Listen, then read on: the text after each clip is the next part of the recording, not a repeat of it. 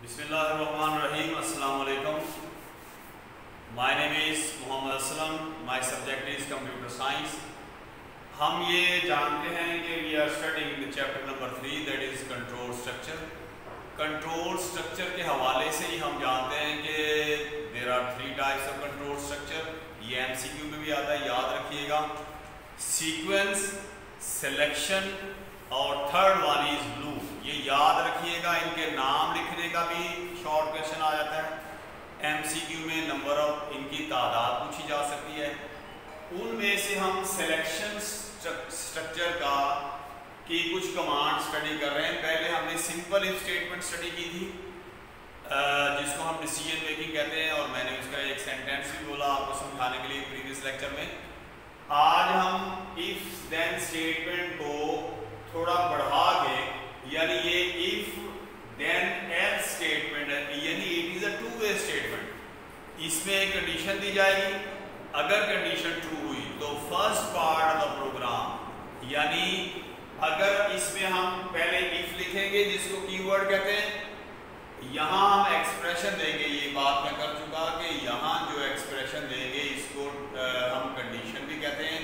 और ये कंडीशन जो है ये दी जाती है रोल नंबर ग्रेटर देन 1 या 10, रोल नंबर लेस देन 20 या रोल नंबर ग्रेटर देन और इक्वल टू 10, या NIC नंबर इक्वल टू 10, जो भी नंबर है, या हम कहते हैं room number equal to 20.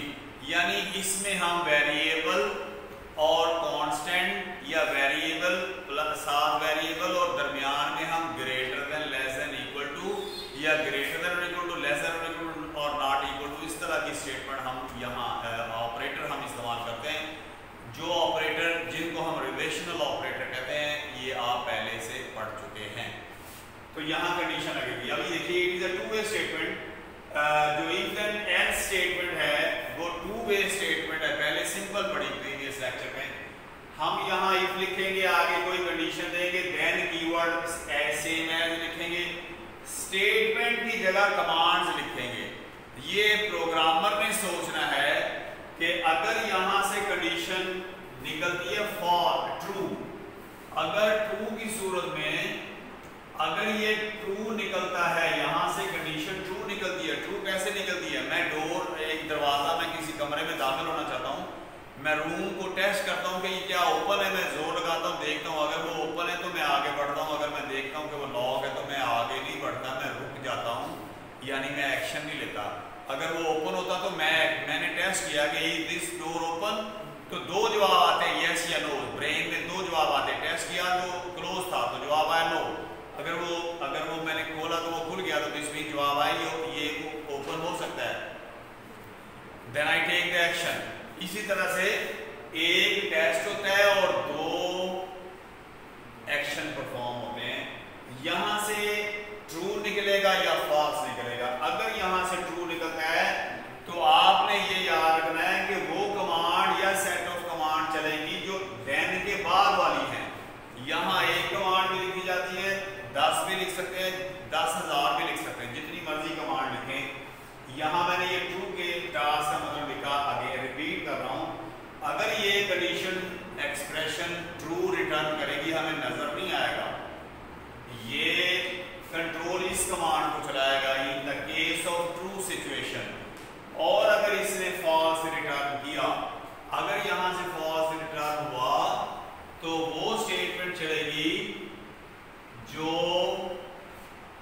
Else के बाद स्टेटमेंट आप देंगे. ये स्टेटमेंट नहीं लिखना, देन हमने एल्स कीवर्ड वैसे ही लिखना है, लेकिन स्टेटमेंट्स की जगह कमांड्स लिखनी है. मर्जी है एक कमांड लिख दें, मर्जी है एक से ज्यादा कमांड लिख दें, लेकिन ये ग्रुप ऑफ कमांड चल जाएगी in the case of false situation. ये आगे मैंने ब्रैकेट में भी ये लिखा, इन द फॉल्स सिचुएशन. ये सवाल इस तरह से आता है, एक्सप्लेन